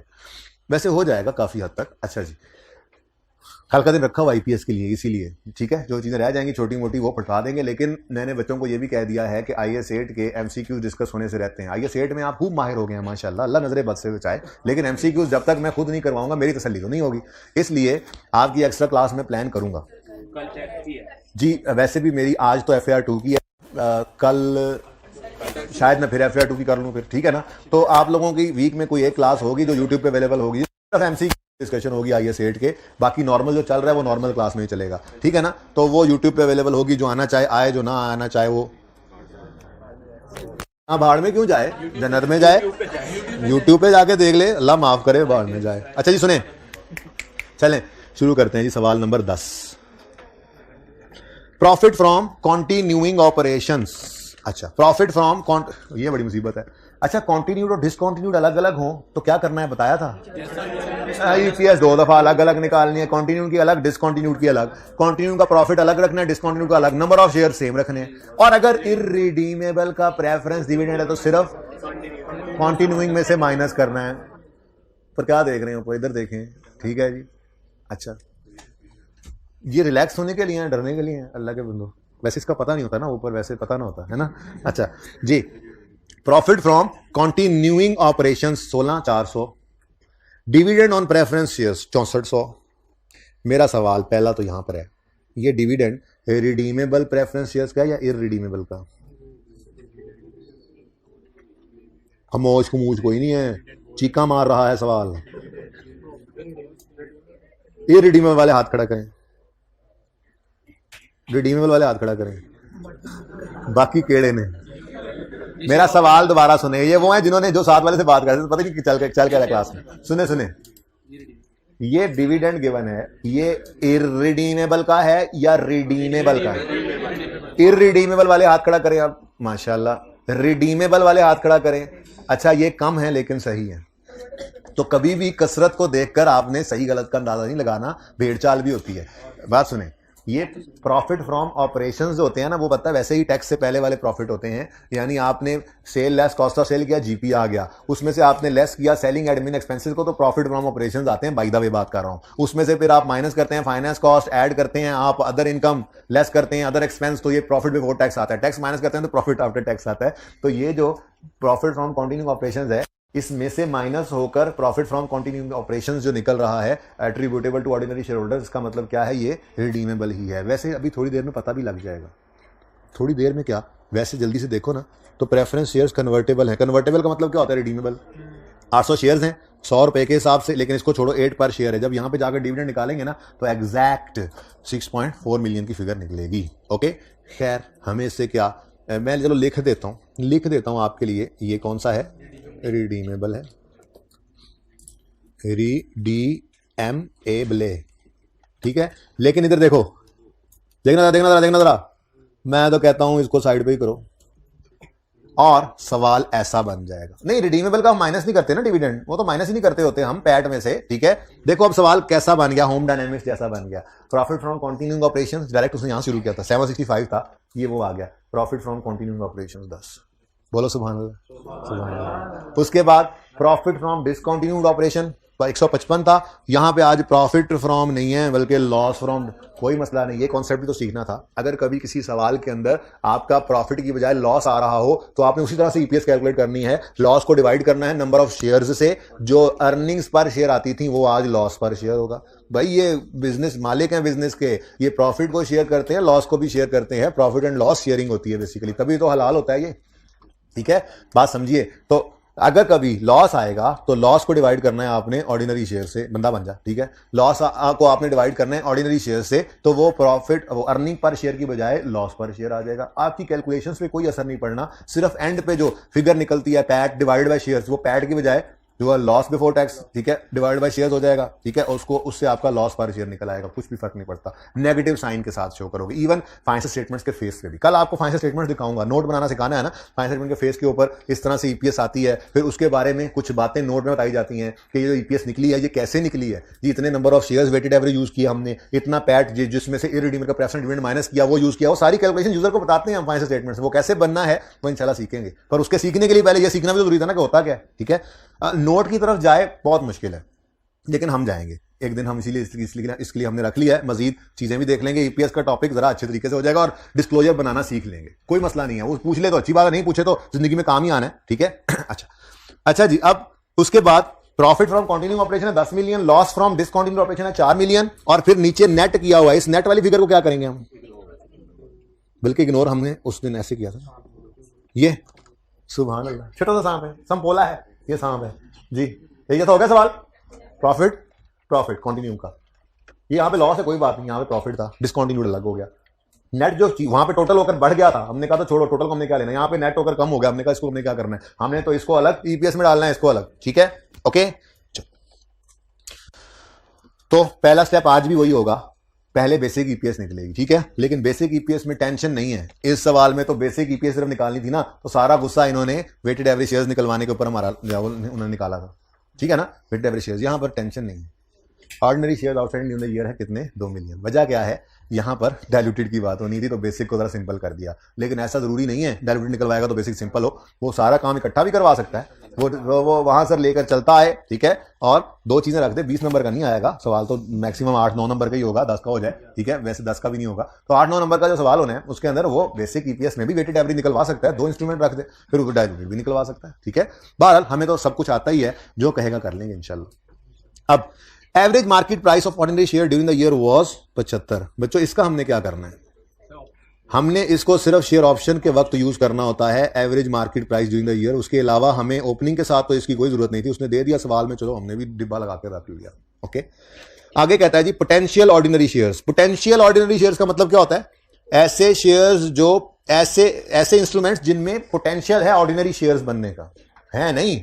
जैसे नंबर 1 में क्या लिखा हुआ है, point number 1 options, point 2 convertible preference shares, ये जरा इकट्ठे हो गए, माजरत जरा हेडिंग इस तरह से नहीं बनी, ठीक है। और पॉइंट 3 में 5% कन्वर्टेबल बॉन्ड्स, तो ये सब कन्वर्टेबल हैं इनटू ऑर्डिनरी शेयर्स। तो ये मल्टीपल है, एक सवाल में मल्टीपल आ गए हैं अब, ओके। लेकिन हम अलग अलग इनको देख चुके हुए हैं, इसलिए इंशाल्लाह हमें मसला नहीं होने वाला, अल्लाह ने चाहा तो, ओके। अब सबसे पहला काम वही स्टेप 1 हमारा क्या है, बेसिक ईपीएस, लेकिन हम कंटिन्यूइंग और रिक्वायरमेंट भी बेसिक और डायरेक्ट ईपीएस दोनों निकालने की है, ठीक है। तो step 1 basic EPS, question number 10 है, पेज नंबर 968। अच्छा, तो सबसे पहली चीज बेसिक ईपीएस, लेकिन मसला क्या है, कॉन्टिन्यूइंग ऑपरेशंस और डिसकॉन्टिन्यूड ऑपरेशंस अलग अलग होना है, ठीक है। तो कॉन्टिन्यूइंग ऑपरेशंस ये बेसिक ईपीएस निकालनी है, तो कॉन्टिन्यूइंग का प्रॉफिट उठाओ, ठीक है। कॉन्टिन्यूइंग का प्रॉफिट कितना है जी 10 मिलियन, और ऑर्डिनरी शेयर्स कितने हैं 2 मिलियन, निकाल के दे दिए मेरे साथ, ठीक है। पहले ये फिगर तो लिखवा दो, तो रुपीज कितना जी 10 million, rupees 10 million, okay, divided by 2 million shares, 2 million shares. भाई जरा एंड वाला ये बताना नजर आ रहा है, जरा गुजारा कर लो। वैसे ये सिर्फ यहाँ पर थोड़ा सा इसको मैंने बेसिक को जरा छोटा लिखना है, यहाँ पे ना डायल्यूटेड की वर्किंग भी करनी है ना, जगह ताकि बन जाए जी। तो 5 पर शेयर, रुपीज 5 पर शेयर, ठीक है जी। अब साथ ही बेसिक ईपीएस निकालो डिसकॉन्टिन्यूड ऑपरेशन, तो ईपीएस ना सही लॉस सही, ठीक है, लिखा रहने वहां पे ईपीएस खैर है, उससे परेशान ना हो, छोटी छोटी बातों से परेशान ना हुआ करो जी। अब लॉस है 4 मिलियन का, बहुत ही क्लोज हो गया काम जी। लॉस कितना है बच्चों 4 मिलियन का, तो यहां नेगेटिव साइन यूज कर लो, लॉस है तो यहां पर नेगेटिव साइन लगा दो, बस लॉस है, ठीक है, क्या हो गया, ईपीएस तो निकालेंगे, मतलब वो लॉस पर शेयर आ जाएगा, ठीक है। डिवाइडेड बाय शेयर्स आपको कहा था सेम रखने हैं, और अगर प्रेफरेंस डिविडेंड होता इररिडीमेबल वाला तो उसको सिर्फ यहां पे माइनस करते जी, बोले रुपीज 2 पर शेयर। अब ऐसे लिख लो और इसको यूं ब्रैकेट डाल दो, बस। कॉन्टिन्यूइंग और डिसकॉन्टिन्यूइंग अलग अलग। भाई को बोलचाल तो नहीं हो रही ज्यादा हाइब्रिड में जी, क्या हुआ, आवाज नहीं जा रही, आवाज नहीं जा रही, पॉज करें जी बच्चों। तो पॉज इसलिए किया कि हाइब्रिड में क्वेश्चन था और वहां पे बच्चों का ये क्वेश्चन था कि यहां पे आपने गालिबन लास्ट टाइम यहां पर इररिडीमेबल लिखा था, लेकिन इस दफा रिडीमेबल लिख रहे हैं, तो भाई वो गलती से लिखा गया होगा, वरना जिस लास्ट टाइम में बच्चे जिन्होंने ये पढ़ा होगा, ये कहीं से देखा होगा, वो इसके इस सवाल के सोल्यूशन में जाएंगे ना, तो सोल्यूशन के अंदर 10 मिलियन बटा 2 मिलियन ही होगा। अगर ये इररिडीमेबल होता तो फिर 10 मिलियन में से माइनस करके ईपीएस निकालते ना। तो वो पिछली बार किसी ने अगर किताब या किसी सीनियर की किताब में देखा है तो वो गलती से यहां पर बोला रिडीमेबल ही होगा, लिखते हुए कि गलती से इररिडीमेबल लिखा गया होगा, इररिडीमेबल होता तो ईपीएस की कैलकुलेशन में आता, ओके। अच्छा, अब एक बच्चा पूछ रहा था ये कैसे पता लगा रिडीमेबल है, तो भाई प्रॉफिट एंड लॉस अकाउंट के अंदर प्रॉफिट बिफोर टैक्स से पहले माइनस हो रहा है, तो ये इररिडीमेबल तो नहीं हो सकता। इररिडीमेबल तो जाता है स्टेटमेंट ऑफ इक्विटी के अंदर, रिटेन्ड अर्निंग्स में डिविडेंड माइनस होता है, वो प्रॉफिट आफ्टर टैक्स से पहले माइनस नहीं हो जाता, ओके। ये प्रॉफिट एंड लॉस अकाउंट में पड़ा है, ओके। तो ये रिडीमेबल है, रिडीमेबल है, ठीक है। पिछली बार किसी ने खुदा ना खासा पुरानी किताब रखी है तो उसके IR को काट दे और जिससे किताब ली है उससे सोल्यूशन मैच कर ले, सोल्यूशन यही होगा इंशाल्लाह। 10 मिलियन डिवाइडेड बाय 2 मिलियन। अगर ये इरिडीमेबल होता तो 10 मिलियन में से इसको जो नहीं नजर आ रहा मैंने गायब भी कर दिया, माइनस करके ईपीएस निकालते। ओके सही है। अच्छा जी, हाइब्रिड 2 सही जा रहा है। अभी ये बात थोड़ी सी रिवाइज हुई। अब हमने क्या बात की, सबसे पहला step basic EPS. Basic EPS में आपने प्रॉफिट फ्रॉम कंटिन्यूइंग ऑपरेशन उठाना है, जिसमें से वो डिविडेंड माइनस हो चुका था, लाइक इंटरेस्ट वाला। ठीक है, 10 मिलियन को डिवाइड किया 2 मिलियन से और 4 मिलियन के लॉस को डिवाइड किया 2 मिलियन से, तो हमारी बेसिक ईपीएस आ गई और डाइल्यूटेड ईपीएस आ गई। हाँ सॉरी, बेसिक ईपीएस आ गई कंटिन्यूइंग की और बेसिक ईपीएस आ गई डिसकंटिन्यूइंग का लॉस है, इसलिए लॉस पर शेयर आ रहा है, अर्निंग पर शेयर नहीं आ रही। ठीक है, यहां तक कहानी हुई खत्म बेसिक ईपीएस। ठीक है जी, तो ये नंबर तो हमें मिल गए। ठीक है, अब कहानी शुरू करेंगे डाइल्यूटेड ईपीएस। लेकिन बच्चों डाइल्यूटेड ईपीएस कोई खाला जी का घर नहीं है। अच्छा, डाइल्यूटेड ईपीएस भी अगेन कंटिन्यूइंग की अलग, हाँ वो अलग बात है कि कंटिन्यूइंग में ही मसला होता है। जब एक बार वो निकल आए तो डिसकंटिन्यूड तो 30 सेकंड में उसी तरह से फटाफट निकल आती है। जैसे यहां पर कोई पता नहीं शेयर्स निकल आए, मसला होता है ना, तो कंटिन्यूइंग के प्रॉफिट को शेयर्स पे डिवाइड किया तो बेसिक ईपीएस आ गई कंटिन्यूइंग की। डाइल्यूटेड निकालने के लिए कुछ भी नहीं करना, शेयर सब कुछ सेम रखना है, सिर्फ यहां पर डिसकंटिन्यूड वाला प्रॉफिट या लॉस डाल देना। ठीक है ना, तो ऐसे ही डाइल्यूटेड ईपीएस भी 1 मिनट में निकलेगी डिसकंटिन्यूड की। मसला है फिलहाल कंटिन्यूइंग की बेसिक ईपीएस निकालने का। चलो जी, अब मैंने आपसे कहा था कि हमने क्या करना है, मल्टीपल इंस्ट्रूमेंट्स हैं तो हमने इंक्रीमेंटल ईपीएस निकालनी है हर इंस्ट्रूमेंट की। ठीक है, साकिब ये अगर रीफिल नहीं किए थे तो इनको रीफिल करके देंगे, रीफिल करके रखें।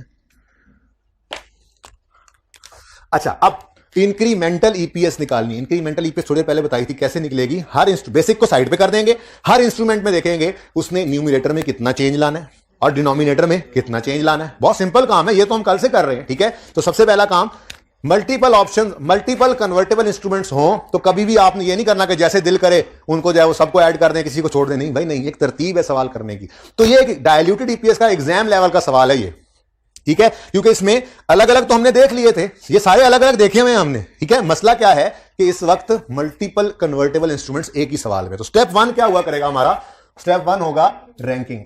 ठीक है, हम रैंकिंग करेंगे जो सबसे ज्यादा डाइल्यूट करने वाला होगा उसकी इंक्रीमेंटल ईपीएस सबसे कम होगी। ठीक है, जितनी कम ईपीएस उतना ज्यादा वो डाइल्यूटिव है, तो उसकी ranking 1 and 2 and 3 and so on. 10 15 20 instrument आ जाए, आपको परवाह नहीं है। आपने जब एक बार ये 3 के ऊपर वर्किंग सीख ली तो 3 है या 300 है, फिर हमें मसला नहीं है। ठीक है, ऐसे 300 होते नहीं है, 5 ही है। ठीक है, अच्छा, तो रैंकिंग में हमने क्या करना है बच्चों, रैंकिंग में सबसे पहला काम चेंज इन न्यूमरेटर लोगे। ठीक है, फिर चेंज इन डिनोमिनेटर लोगे, चेंज इन डिनोमिनेटर। रैंकिंग करने के लिए ये जो रेड से लिखा हुआ था ना, ये चेंज इन न्यूमरेटर और डिनोमिनेटर है हर सवाल में। देखो आप तो बेसिक ईपीएस को भूल जाना है थोड़ी देर के लिए, सिर्फ 1 26 20, सिर्फ 42 20, सिर्फ 5 25, ये 0 और 750 ये उठाने, ये उठाकर न्यूमरेटर डिवाइड बाय डिनोमिनेटर करोगे, उसकी सिर्फ उसी इंस्ट्रूमेंट की इंक्रीमेंटल ईपीएस आ जाएगी। ये करने जा रहे हैं। ठीक है, तो जी न्यूमरेटर चेंज इन डिनोमिनेटर, उसके बाद आएगी इंक्रीमेंटल ईपीएस। ये इंक्रीमेंटल ईपीएस जब आ जाएगी तो फिर हम करेंगे रैंकिंग। ओके, अच्छा, अब स्टेप बाय स्टेप चलते हैं। सवाल के अंदर सबसे पहले क्या गिवन है, ये बेसिक ईपीएस तो निकल गई ना यहां तक। पहले क्या गिवन है, 1000 लाख ऑप्शंस हैं, 1 लाख ऑप्शंस हैं। ठीक है, खामोश है तो मतलब हर ऑप्शन एक शेयर में बदलेगा ना, खामोश है ना, सिंपल यही होता है, नॉर्मल होता ही यही है। ठीक है, तो 1 लाख शेयर ऑप्शन है विद एक्सरसाइज प्राइस ऑफ 60।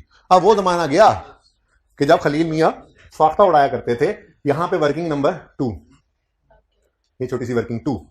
इसमें सबसे पहले मुझे बताओ कि जो पहली चीज हमारे सामने आई है वो क्या है, शेयर ऑप्शंस। शेयर ऑप्शंस की वजह से न्यूमरेटर में क्या चेंज आया करता है, न्यूमरेटर जो बटे से ऊपर होता है, पता है न्यूमरेटर किसे कहते हैं। ये अभी शेयर ऑप्शन वाला सवाल किया, ये देखो, तो अगर शेयर ऑप्शन होगा 8C शेयर ऑप्शन होगा तो फिर न्यूमरेटर में कोई चेंज नहीं होता। तो न्यूमरेटर में क्या आएगा जी, 0। ठीक है, तो छोड़ो फिर इधर तो 0 ही लिखो ना ये। ठीक है, अच्छा, लेकिन डिनोमिनेटर में तो चेंज आता है और उसमें मैंने आपको कहा था बोनस एलिमेंट निकालना है। अब तो भाई प्रैक्टिस हो गई ना, अब सवाल करते तो सिर्फ सवाल को मैनेज कर रहे हैं इकट्ठे को, वरना हमें हर एक के ऊपर अलग अलग हमारा फोकस हुआ पड़ा, हमें सब कुछ आता है। ठीक है, इंशाल्लाह। तो कितने ऑप्शंस हैं, 1 लाख ऑप्शन हैं, ठीक है जी। डिवाइड करोगे इनको मार्केट प्राइस से, एवरेज मार्केट प्राइस 75 है, लेकिन आपने स्ट्राइक प्राइस ऑफर क्या किए, प्राइस 60, तो कितना बोनस एलिमेंट है 15 का, तो मल्टीप्लाई करोगे 15 से 20,000 शेयर्स, 20,000 शेयर्स, ठीक है। अब चेंज इन डिनोमिनेटर क्या आएगा अगर ये ऑप्शन एक्सरसाइज कर दें, तो सिर्फ इसी ऑप्शन वाले न्यूमरेटर डिनोमिनेटर को लिया, बेसिक को मैंने कहा थोड़ी देर भूलो, इंक्रीमेंटल ईपीएस जो निकाल रहे हैं, ठीक है। तो बताओ कितनी है, 0, बस फिर ये नंबर 1 नहीं होगा, माइनस में तो हो नहीं सकती, बहरहाल जो भी हो ये सबसे ज्यादा डायल्यूटिव यही होगा। खैर चलो, फिलहाल तो अभी कोई रैंकिंग नहीं करनी जब तक सारों की इंक्रीमेंटल ईपीएस निकलना है। ओके, नेक्स्ट क्या है, कन्वर्टेबल प्रेफरेंस शेयर्स, ठीक है। Convertible preference shares, convertible preference shares, अच्छा जी। अब कन्वर्टेबल प्रेफरेंस शेयर्स हैं तो इनकी वजह से तो न्यूमरेटर में भी चेंज आता है, डिनोमिनेटर में भी चेंज आता है, वर्किंग 1 वर्किंग 2 और कुछ नहीं है, ठीक है। तो नंबर 3 वर्किंग में हम कन्वर्टेबल इंस्ट्रूमेंट्स की वजह से न्यूमरेटर में जो चेंज आना है वो देखते हैं। अब वो कहता है 8 लाख शेयर्स हैं कन्वर्टेबल प्रेफरेंस शेयर्स, 8 लाख है, ये रुपीज 8 लाख तो नहीं है, ठीक है। अब जरा देखो, मतलब अगर हमने डिविडेंड निकालना है जिसको इंटरेस्ट है, तो हम पहला काम क्या करेंगे, हम 8 लाख पकड़े, उसको मल्टीप्लाई करेंगे रुपीज 100 से, आंसर क्या आता है 80 मिलियन। अब इस 80 मिलियन को परसेंटेज से मल्टीप्लाई करना है। अच्छा मैंने करना नहीं है ना, ये सब्र कर जाओ, नीचे रुपीज में गिवन है वो देख भी लिया आपने, मैं नहीं चाह रहा था जी, इनटू परसेंटेज होती है, ऐसे ही है। और वो अलग बात है कि इसको फिर जो आंसर आए उसको तब तक हमने नेट ऑफ टैक्स नहीं करना होता जब तक सवाल ना बता दे। ओके, अच्छा, लेकिन ये बात बिल्कुल ऐसे ही करते अगर सवाल का डाटा भी ऐसे होता। लेकिन मेरे प्यारे बच्चों, पागल खानों, सवाल का डाटा जो है ना वो ऐसा नहीं है कि ये करना पड़े, बल्कि सवाल का डाटा आसान था। परसेंटेज ऑफ डिविडेंड नहीं गिवन थी, बल्कि वो क्या कह रहे हैं, देखो 8 लाख शेयर्स हैं, पार वैल्यू 100 है, एंटाइटल्ड है टू क्यूमुलेटिव डिविडेंड रुपीज 8 पर शेयर। सुभान अल्लाह, सुकून हो गया ये तो, यानी कि 8 लाख इंटू रुपीज 8 बेटा, 100 कोई नहीं, और ये कितना आ गया, क्योंकि नंबर ऑफ शेयर्स गिवन थे ना, वही तो छुपा हुआ है, छोड़ो उसको जी। रुपीज कितना 8, कितना आ गया 6.4 मिलियन, 64 लाख 6.4 मिलियन आ गया, ठीक है। यही था वो जो कुछ छुपा के आया, तो पता लग गया। अब मैंने तो उस चीज के लिए आपको तैयार किया जो वर्स्ट थी, कि अगर ये बात ना भी यहां से प्रूव होती कहीं पे, बाद में वैसे प्रूव होनी चाहिए, खैर ना भी प्रूव होती तो हम उसको ही करते, लेकिन नजर भी आ गया सवाल में, आगे जाकर यही डाटा गिवन है, यहीं से इंटरेस्ट निकालोगे ना। अब ये इंटरेस्ट किसका निकला है, डिविडेंड किसका निकला है, कन्वर्टेबल शेयर्स का, यानी रिडीमेबल शेयर्स का। तो वो बच्चों गलती से किसी ने लिख दिया, मैंने ही लिख दिया होगा शायद, बच्चे जो कह रहे हैं, लेकिन उसकी कैलकुलेशन पे जाओ, बेसिकली वो इरिडीमेबल डिविडेंड नहीं है, वरना यहां से ये कन्वर्टेबल रिडीमेबल शेयर्स हैं। इरिडीमेबल, इन्हीं का डिविडेंड 64 मिलियन निकला, 6.4 मिलियन निकला, 64 लाख, ठीक है। तो वही ऊपर लिखा हुआ था। अच्छा खैर चलें जी, समझ आ गई बात। ये क्या है, ये वो डिविडेंड है जो सेव होगा अगर ये शेयर्स कन्वर्ट हो जाएं ऑर्डिनरी शेयर। वो डिविडेंड जिसको हम इंटरेस्ट कहते हैं, बोलेंगे तो डिविडेंड ही ना, अच्छा नहीं लगता इसको इंटरेस्ट बोलना, ठीक है। तो ये है सेविंग, लेकिन यहां पे नहीं, ये तो आपका पर्चा है, हम तो वर्किंग यहां पे शो करेंगे एग्जामिनर को, ठीक है। तो हम यूं कहेंगे 8 लाख प्रेफरेंस शेयर्स हैं, हर एक शेयर के ऊपर 8 रुपए का डिविडेंड दिया जाता है, जो अगर हम कन्वर्जन करा दें तो सेव हो जाएगा, ठीक है। तो कितना आ गया 64000000, ठीक है। लेकिन इसको इंटू 60%, नेट ऑफ टैक्स करना हो तो 1 - 40 करोगे ना, 60%, 1 - 0.4, ठीक है ना। ठहर जाओ ना, लिखने तो दो, इंटू 60%, और ठहर जाओ, करेंगे या नहीं करेंगे ये डिपेंड किया करेगा सवाल के अंदर ये लिखे होने से कि ये अलाउएबल टैक्स डिडक्शन है या नहीं है। अब सवाल तकरीबन सारा हमने देख ही लिया था, आगे तो कन्वर्टेबल बॉन्ड्स है, सवाल खत्म हो गया। तो कहीं पे ये नहीं लिखा हुआ कि प्रेफरेंस डिविडेंड जो है वो अलाउएबल टैक्स डिडक्शन है, तो जब ये नहीं लिखा हुआ तो ये करेंगे भी नहीं। और यहां पर वो स्टार लगाकर उसूल आपने लिखा था, मैंने कहा था ना पैडल लिख लो, पहले पैडल डालो, अब ये साइकिल डाल, ये सवाल करते हुए स्टार लगाओ। और ये स्टार वो है जो मैंने लिखवाया था आपको कि प्रेफरेंस डिविडेंड को नेट ऑफ टैक्स सिर्फ तब करेंगे अगर सवाल में ये लिखा हो कि ये अलाउएबल टैक्स डिडक्शन है। हमारे सवाल में तो नहीं लिखा हुआ, तो फिर इसको ये काम, लेकिन लिख के इसलिए काटा ताकि ये बात याद रह जाए। ओके चले जी, तो ये 64 लाख ही रहेगा, ठीक है। कोई नेट ऑफ टैक्स नहीं किया हमने इसको, ठीक है जी। ले, ये क्या है, change in numerator 6. 4 million. Change in numerator. Examiner भाई ये हमने वर्किंग नंबर 3 में निकाली है फिगर, ठीक हो गया जी। नेक्स्ट, अब डिनोमिनेटर में क्या चेंज आना है? जाहिर है ये कन्वर्ट होकर शेयर्स बनेंगे तो ये डिविडेंड बचाना, तो कितने शेयर्स में कन्वर्ट हो जाएंगे? तो उन्होंने कहा each preference share is convertible into 2 ordinary shares. तो 8 लाख प्रेफरेंस शेयर्स हैं तो 16 लाख ऑर्डिनरी। सिंपल, जरूरत भी नहीं थी शायद कैलकुलेशन शो करने की, लेकिन आज तो करेंगे।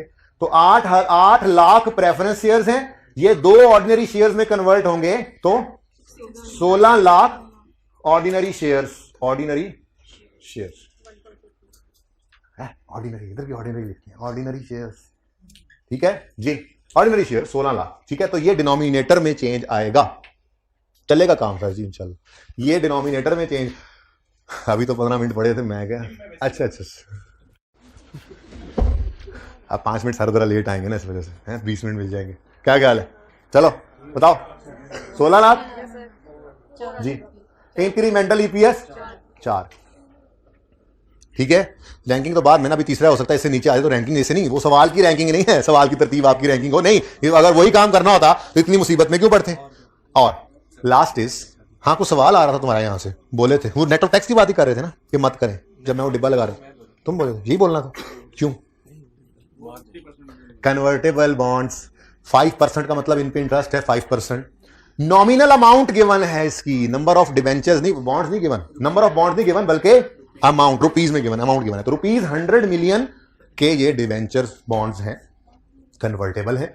Each 1000 bond is convertible to 20 ordinary shares. यही तो करके आए, ठीक है। और यार ये अगली लाइन को मिटाओ यार, ये फाइनल के सवाल उठते हैं ना जब, तो कुछ चीजें ऐसे बीच में रह जाती हैं, माफ कर दिया करें इसको, ये हटा दें, ठीक है जी। ये ऐसे, ठीक है। चलें जी। और यार डायल्यूटेड ईपीएस पहले कभी कैफ लेवल पे थी ही नहीं, ठीक है। तो वो पिछले से पिछले टाइम में डाल दी तो सवाल कहीं ना कहीं से फिर बंदा वहां से पकड़ लेता है, थोड़ा सीधा पदरा हो जाता है सवाल, ठीक है। 5% कन्वर्टेबल बॉन्ड्स हैं, नॉमिनल अमाउंट 1 लाख है। अगर ये कन्वर्ट हो जाएंगे तो न्यूमिनेटर में क्या चेंज आएगा? इंटरेस्ट सेविंग मिलेगी। बोलो जी, जागते रहना। 100 सारे जाग रहे हैं ना। 100 million into 5%, answer is 5 million. अब बच्चों इधर देखो, इस 5 मिलियन के बारे में सवाल का इंतजार नहीं करना, ये बाय डिफॉल्ट होते ही हैं, ये लॉयबल टैक्स डिडक्शन, ठीक है ना। तो ये अगर कोई नॉर्मेलिटी होगी तो बताएगा, वरना हम हमेशा इसको नेट ऑफ टैक्स करें, ठीक है। तो 60% करना है और 3 मिलियन डिनोमिनेटर में चेंज आ जाएगा नेट ऑफ टैक्स, ठीक है। तो ये न्यूमिनेटर, डिनोमिनेटर बोल दिया मैंने, रियली सॉरी, न्यूमिनेटर है जी। कन्वर्टेबल बॉन्ड्स हैं जी, न्यूमिनेटर में चेंज है 3 मिलियन। एग्जामिनर भाई ये हमने नंबर 4 में निकाली थी, ये नंबर 5 में निकाली है फिगर। अच्छा, डिनोमिनेटर में चेंज, कन्वर्ट होकर कितने शेयर्स बनेंगे? ईच 1000 रुपया of bond is convertible into 20 ordinary share, यानी बॉन्ड 1000 रुपए का देंगे, 20 शेयर्स ऑर्डिनरी हम दे देंगे उनको, ठीक है। तो rupees 100 million divided by rupees 1000, बिल्कुल वैसा जैसा क्वेश्चन 8 था, है ना, इनटू 20 शेयर्स, 2 मिलियन कौन से? Odd shares, odd arm shares, ठीक है जी। तो डिवाइडेड बाय 2 मिलियन हैं बोलो। ये मतलब होता है ऐसे कन्वर्टेबल बॉन्ड जिनके ऊपर इंटरेस्ट रेट 5% है, ओके। ये लोन के साथ भी ऐसे ही लिखा होता था, बचपन से पढ़ाते हुए आ रहे हैं आपको उस्ताद, समझ भी जाओ अब इस बात को। 10% लोन का मतलब होता है। और मैंने यहां पर वो जो बोर्ड में बनाया था ना, उस पर भी मैंने इस तरह से लिखकर बताया था। ये क्वेश्चन भी आपके सामने, ये हेल्प करेगा आपको ये बात समझने में। लिखा हुआ है 12% इरिडीमेबल प्रेफरेंस शेयर। इसका मतलब ये नहीं है कि इसमें से सिर्फ 12% इरिडीमेबल है, बाकी रिडीमेबल है, फिर बाकी यहां क्यों पड़े हैं? मतलब इसका डिविडेंड रेट 12% है। फिर 10% बैंक लोन, मतलब बैंक लोन 10% है तो बाकी क्या क्रेडिटर पड़े हैं?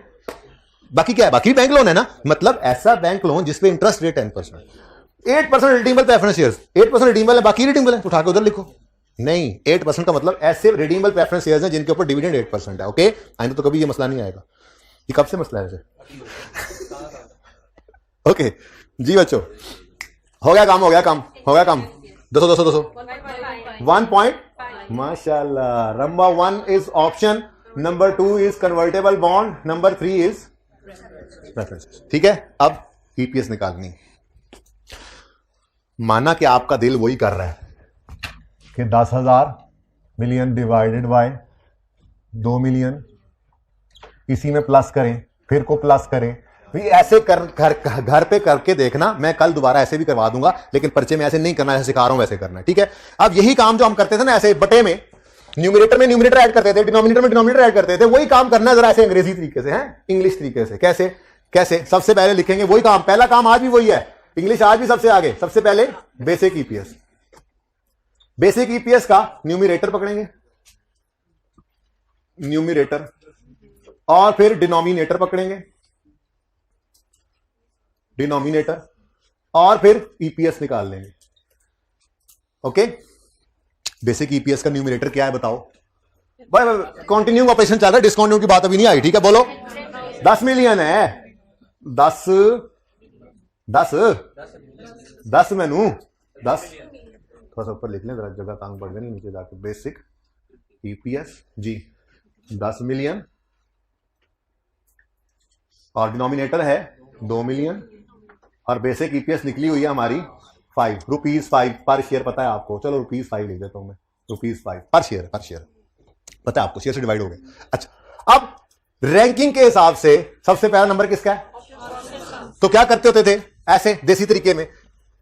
न्यूमरेटर में न्यूमरेटर ऐड करते थे, डिनोमिनेटर में डिनोमिनेटर ऐड करते थे, वही काम करना है, लेकिन जरा क्या कहा मैंने, अंग्रेजी तरीके से, हैं जी। तो बेसिक ईपीएस तो पहले से थी, अब ऐड करेंगे हम options.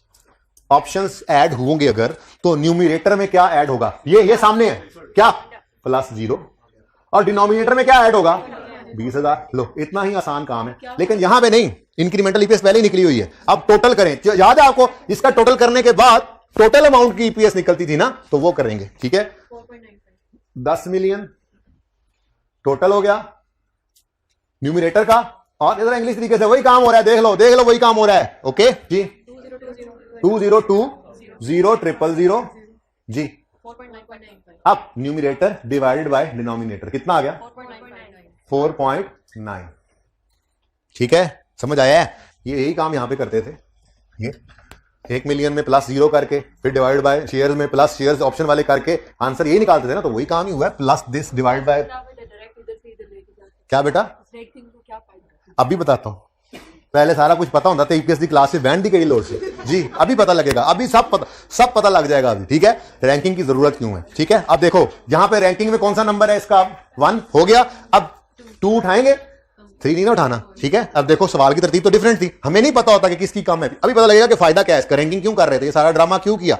Next, number 2, convertible bonds का नंबर आ गया। न्यूमरेटर में न्यूमरेटर ऐड करोगे, डिनोमिनेटर में डिनोमिनेटर ऐड करोगे, करो क्या है जी? कन्वर्टेबल, और चुप, प्रेफरेंस शेयर्स, कन्वर्टेबल बॉन्ड्स जी। 3 मिलियन, उसको छोड़ो, उसका नंबर 3 है, 3 मिलियन न्यूमरेटर में ऐड होगा, और 2 मिलियन डिनोमिनेटर में ऐड होगा जी। बिल्कुल, फिर से ऐड करेंगे और फिर ईपीएस निकालेंगे, ये भी बोलें।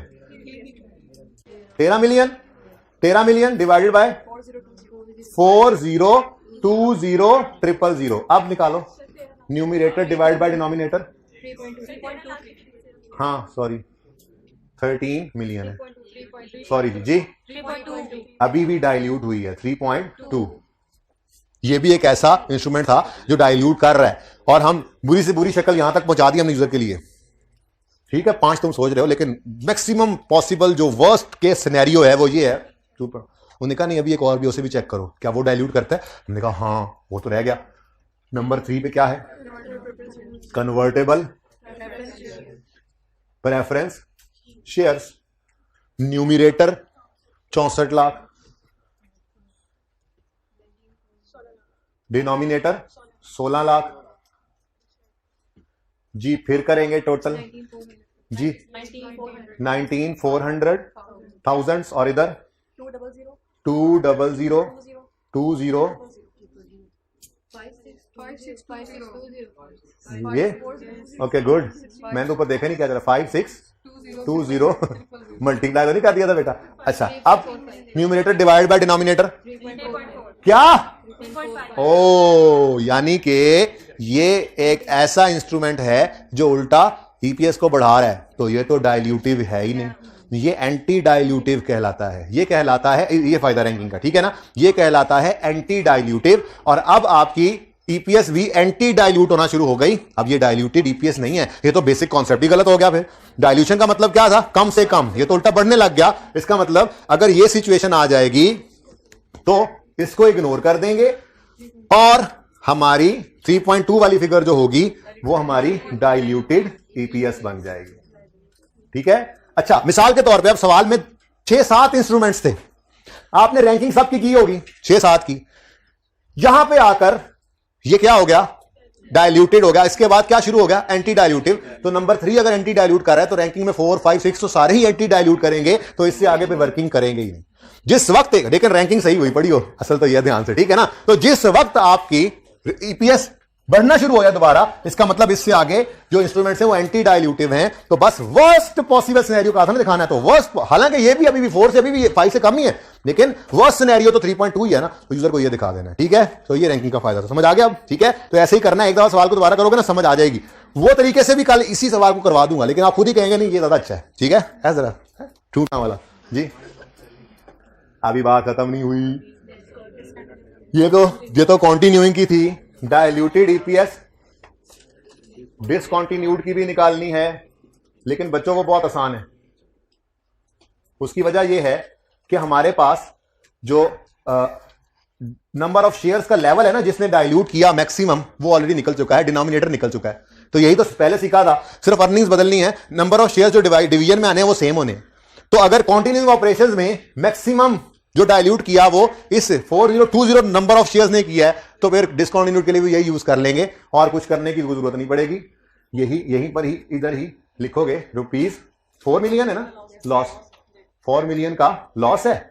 डिवाइड करोगे, इधर देखो, डिवाइड करोगे यही वाले शेयर्स जिन्होंने पहले कॉन्टिन्यूइंग वाली को डाइल्यूट किया है, डाइल्यूटिव वही थे, उसी को उठाकर यहां पर भी लिख लोगे, ठीक है।